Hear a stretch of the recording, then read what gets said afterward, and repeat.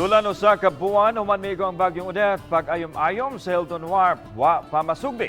Hino na dunay mga motor bangka na magbihian dala ang mga supply sa isla sa Ulango ug sa di madugay makabiyahe na usab ang barge paingon sa isla. Siloan May Rondina sa report. Mag-usa ka buwan ang nagbabag sa Hilton Wharf ang cargo ship nga Fortune Express nga nabanla sa dapit gikan sa Tayud Liloan dihang miigo ang Bagyong Odette.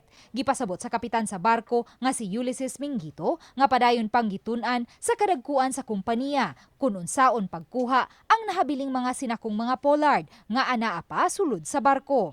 Apan siguroon usab nilang dili mabutang sa kalautan ang kinabuhi sa mga trabahante nga magdiskarga unya niini. Kaya ang stability sa barko ma'am, mausab man gud kung pananglitan makuhaan iyang kargamento, mulait na siya. So possible ma'am, dan na siya ay tendency nga mukulait na siya paingon sa lawom.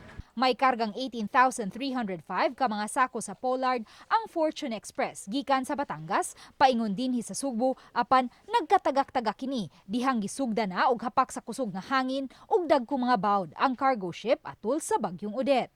Hinuon nahipos na nila ang mga nagpasad nga mga sako sa pollard sa baybayon sa Punta Engaño ug padayon silang nagbutang og mga spill boom. Kada adlaw ma'am ato nang gi-clean up ma'am.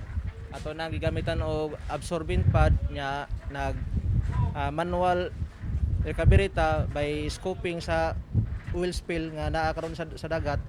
So mao nang kada adlaw mi karon ma'am nag duty sa barko para ma-limpyo na nato ang maong area diha. Tungod kay wa pa makuha ang cargo ship, wa pa usab makasugod ang pag-ayom-ayom sa pantalan. Gani nagpabilin paghihapon sa dapit ang mga nagusbat nga mga sakyanan. Matod sa taga Cebu Port Authority, mula nat pa og 6 ka buwan una hingpit nga ma-reconstruct ang pantalan dinhi sa Punta Engaño. Kini tungod kay gikinahanglan nila kining usbon ang disenyo nga dili basta-bastang maguba sa bagyo. Hinuon, may mga motor bangka nang mudunggo sa dapit nga sagad gipakyaw sa mga taga-Ulango aron makadala og supply sa isla. Usa kanila si Marvic Milesio, kinsa na malit og mga stocks alang sa iyang tindahan sa Santa Rosa. Unang ari diri kay safety ang amuhang mga baligyaon. Usa ra man ka kuan mo abang ka og bangka, imuha ra yung karga ang masakay. Lahi didto unlike didto nga ang mga labor bisan asa lang ipamutang. So dakog chance nga naadji mamising sa imuhang mga cartoons. Gipaubos na usab sa inspection ang hull sa usa ka barge nga magbiyahean paingon sa Ulango Island. Sa pikas bahin, wala pa gihapon makit-i hangtod karon ang gwardya ug ang K9 handler sa Movenpick nga na-missing atol sa Bagyong Odette.